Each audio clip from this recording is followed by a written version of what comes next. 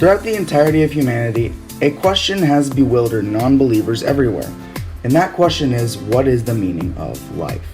Hello, welcome to Talking About Topics, a podcast where many different topics are explored with both earthly and Christian viewpoints every Sunday.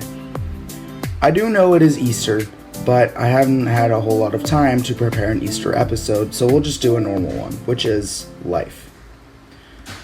Also, if you hear a bunch of noises going on behind me, it's because we have 10 other people living in my house who are all cleaning for Easter. So, yeah. Everyone is life. Everyone sees life in both nature and cities. But why does it exist? Is everything a simulation, or do we have a purpose? First viewpoint on life, earthly.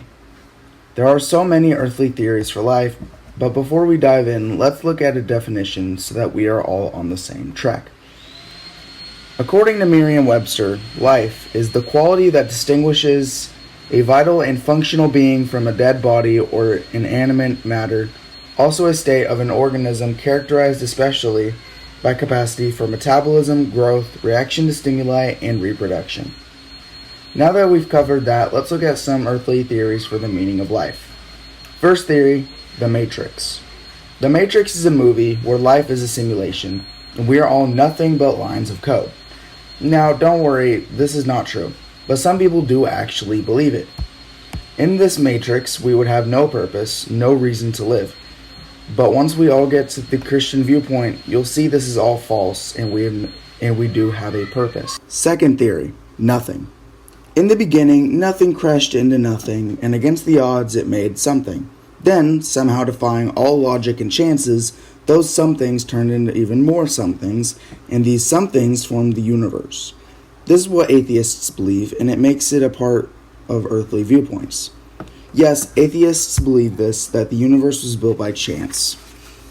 If this is true, we would have no purpose. We would just be things created by an accident. I highly doubt that chance has gave us a life purpose. Third theory, happiness. Many people don't care how the world was made. They aren't religious enough to try to find out. But this doesn't stop the fact that they may have a life purpose. Many humans choose happiness as a life goal. They want to be happy and prosper with a happy, healthy family and job. Second viewpoint on life, Christian. In the beginning, God created the heavens and the earth. The earth was formless and empty, and darkness covered the deep waters. And the Spirit of God was hovering over the surface of the waters. What I just read is Genesis 1:1-2 in the Bible. This obviously shows how the world was created.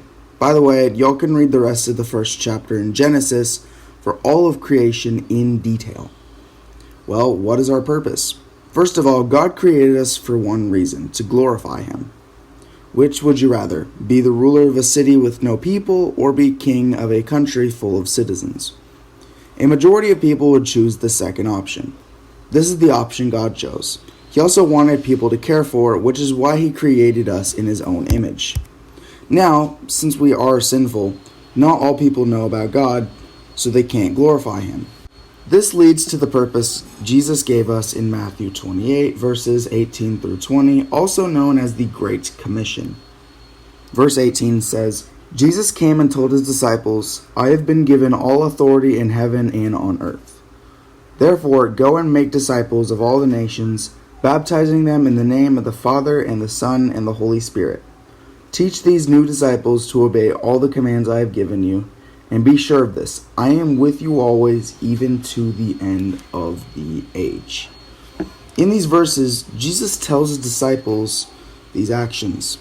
These commands are important to all believers, since this was Jesus' final commands to the disciples before the ascension to heaven. So, from a Christian viewpoint, our life purpose is to share God's holy word, disciple non-believers, or just help people struggling in the faith, and to glorify the name of God. And in the Great Commission, it also says something at the end. It says, and I am with you always to the end of the age. This shows how much Jesus and God care for us. If we are to disciple other people and baptize them and share His word and glorify Him, then He will be with us to the end of the age. which is important because to them, the age is infinite. So that's a big reward. Thank you for listening to episode 4 of Talking About Topics. Share this episode if you enjoyed and to support me. If you have any critiques or topic ideas, email them to TalkingAboutTopicsPodcast@gmail.com. I really hope you enjoyed. See you in the next episode. Also, Happy Easter.